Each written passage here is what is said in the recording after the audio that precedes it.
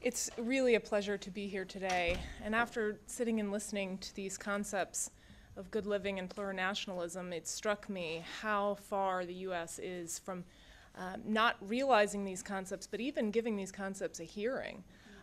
Things like shared futures and collective good and unity really haven't populated our discourse in political channels yet. So it's been a real pleasure to be able to hear about what the vision is behind this. I'm going to talk a little bit today about my work within the U.S. context specifically. And I'm not going to talk about what will get us to good living or justice. I'm merely going to describe what I've learned over the past few years from talking to people in poor minority communities. Hard, he replied.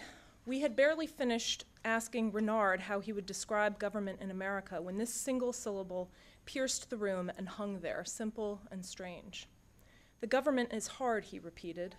After a long pause and seeing the confusion on my face, he found more words to explain. Government is like freedom, but not freedom. We're free, but we're not free. We met Renard and his friends Reggie and Xavier in a small, impoverished town at the outskirts of New Orleans. And they were in their early 20s, and they had just been released from criminal justice supervision. Most of what Renard, Xavier, and Reggie know and understand about the American government derived from experiences with state institutions that they had known the best and saw the most frequently in their communities. The criminal justice system. As Xavier illustrated, reaching for the salt shakers on the table. In their small community, he mapped out a replica of his town on the table. Government in his community formed a Bermuda Triangle of sorts. The left corner, a police station, the right corner, a court, and in the apex, a jail, which they had all been frequently to. In the time we spent with Renard and his friends, it became clear that the experiences of criminal justice institutions had conveyed important lessons to them about their social and political standing in the nation. They described how, by virtue of being young, black, and poor, they and those like them were subjected to frequent police stops, during which they were treated with suspicion. Xavier says to me, they got to look at people as people. It's like they're hunting tigers or something, or lions. If you get to know me, I'm the funniest person. But me, I'm black. I got a mouthful of gold, tattoos on me. I'm already looking like a drug dealer. And once they were in the system, having been arrested or fingerprinted, they felt permanently stigmatized. Once you mess up, they explain, you've given your life over to the government because they got you. Democracy don't get you a second chance. But perhaps most importantly for this conversation, they didn't feel that they had a voice in the processes that governed their lives, and they felt unimportant to governing authorities meant to represent the people. Ain't no government official going to come into my neighborhood talking with me straight up, they said.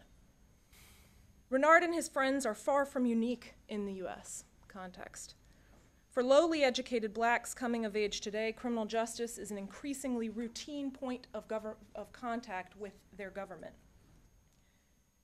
Prisons and jails have been home to almost 70% of black men who didn't complete high school since the mid-1970s, almost 70%.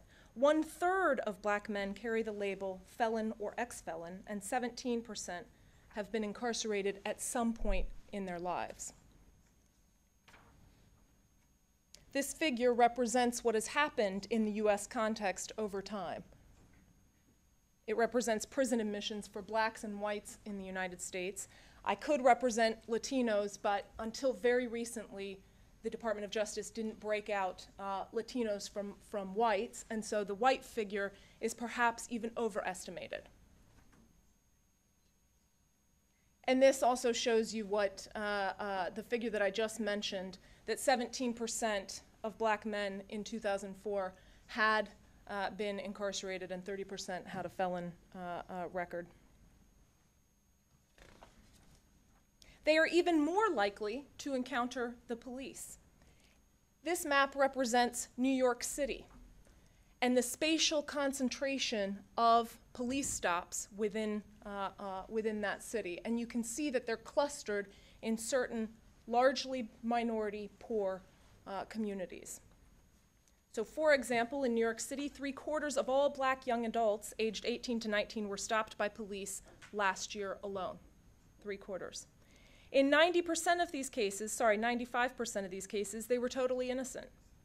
Rather, in the majority of cases, they were stopped for walking in a high crime area, or for making furtive movements, or that they were wearing clothes commonly used in the commission of a crime.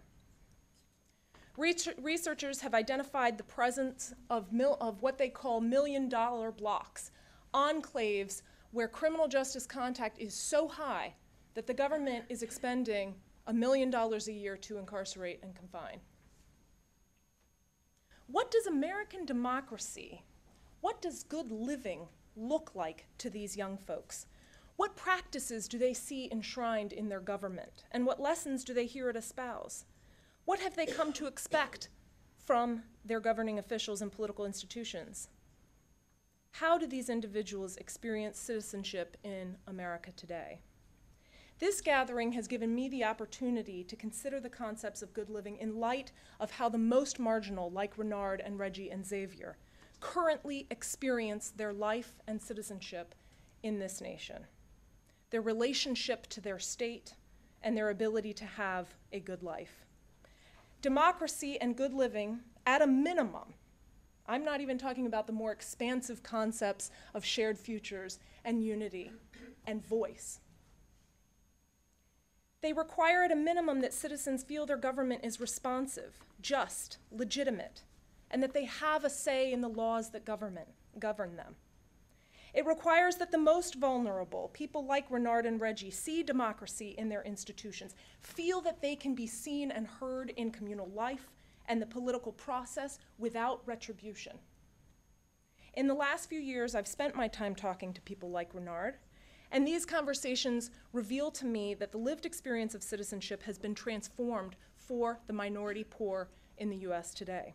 Instead of developing the tools and ethos of engaged citizens, they learn to stay quiet, they learn not to make demands, and they're wary and distrustful of political authorities. First, let me give you a bit of context, and I appreciated the context that the previous presenter gave us about Ecuador. I want to give us some context for understanding Renard's experiences. The class distribution in the United States has changed radically, such that the top is expanding while the bottom is becoming ever more marginal and isolated. In education, more are getting a college degree and less are dropping out, but the decline in the least educated is not as great as the rise in the most educated. The same thing we can see for wealth. There's been a considerable increase in those blacks and whites and Latinos and Asians at the top, okay? Those who have net assets of over $250,000, okay? Latinos who have the highest category of wealth, but there's been no decline in those who have the least, no assets whatsoever. Almost half of blacks and Latinos had no assets 20 years ago, and the same is true today. Almost no blacks or Hispanics had the top wealth in 1993, but that has changed to 1 in 10 today. Second, the outcomes of the top are getting better relative to the bottom for all 4 racial and ethnic groups in the US over time. And sorry, these figures are a little bit light, but what they basically show is that the highest income quintile of each racial group has vastly expanded their income over time, while the least well-off, the poorest quintile of all 4 racial groups has not only not increased their share of wealth, they've actually declined over time. So the outcomes of the top are getting better relative to the bottom for all 4 racial and ethnic groups. This isn't simply a matter of different resources. Crucial aspects of life, I'm going to argue, diverge more today than they did in earlier decades. The best off has better learning, better living conditions, is much more insulated from any involvement in the criminal justice system, and much less vulnerable to being the victim of a crime than the bottom. Just to give you one example, in 1978, this is what violent victimization by class looked like. Essentially, there's almost no statistical difference. The best off are almost no less isolated from being the victim of a crime than the least well-off blacks. That's changed very much over time. Okay. So vulnerability to becoming a victim of crime is highly inflected by class within race today, and it's become more so over time. Okay. So the poorest blacks were more likely to be victimized in 2008 than in 1978, while the best off blacks were much less likely to be. In 1978, the most affluent and poor blacks were within 10 incidents of crime, but by 2008, they diverged by over 40 incidents of violent victimizations. The same is true, and I won't go into these numbers, but for segregation, for educational attainment and achievement, the best off have diverged, have increasingly seen their lots get better, and the worst off have fallen further and further behind. The result is that perceptions of how people feel, how efficacious they are, how much they feel represented by their government have also shifted.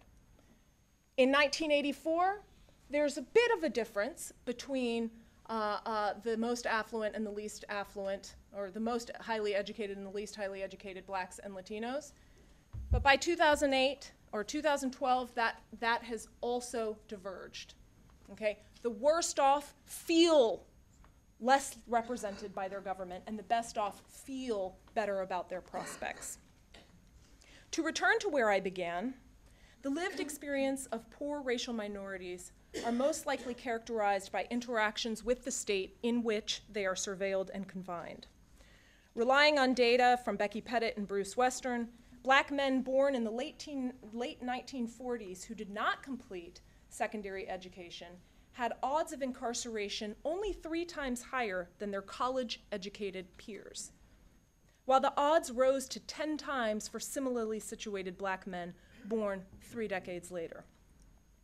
In other words, high-status blacks did not experience increases in incarceration, while low-status blacks saw their rates of incarceration multiply 5- and 6-fold. Okay. Same is true for Latinos and whites, but not nearly to the same extent.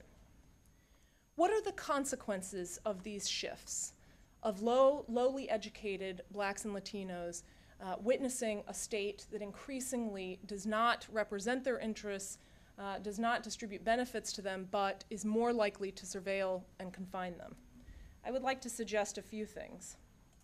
First, in poor minority communities, rather than learning that American government is accountable, responsive, supportive of social equality, the hallmarks of a democratic polity and the American creed, they come to view instead the system as being, at least in part, if not primarily, about control, authority, and dominance. I'm reminded of somebody said earlier, freedom as non-domination. Instead of securing the collective good, government's primary purpose to them is keeping people in line. Second, in stark contrast to the ideal character of the democratic citizen and to participatory, we've talked a lot here so far about participation, full participation and being an inclusive participatory democracy or republic. Thanks. In stark contrast to that, we find that custodial citizens become deeply distrustful of political authorities. They have little faith that the state will respond to the people. The thing that I'm perhaps most pessimistic, the biggest challenge, okay, the rub here, is that because they perceive government not only as failing to adequately assist them, but as actively, by design, limiting their chances and choices and movements, they come to see participation in political life not only as something that is unlikely to yield returns, but as something to be actively avoided. It's something that they recoil from. They do not engage in community activism. They don't engage with the state beyond their interactions with criminal justice. We discovered that people who had been stopped by police or incarcerated shared something else in common. They moved through life as though they were undocumented. They practiced avoidance and invisibility to the state, staying out of sight of government institutions and officials. They believed their best strategy was to stay invisible or to actively avoid authorities and keep a low profile in democratic life. As Xavier told us, you gotta stay out of their view, okay? If you be seen too much, they assume you're doing something. What does all this mean for good living?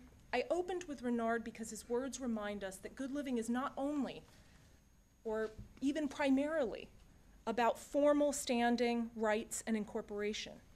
It is also about the ways in which citizens are socialized to understand the democracy in which they live and inhabit and their place in it. This more expansive notion of citizenship makes room for good living. It makes room for concepts that are not just measured by the laws on the books, but also how citizens come to conceptualize the state and their position in it. I look forward to the discussion. Thank you.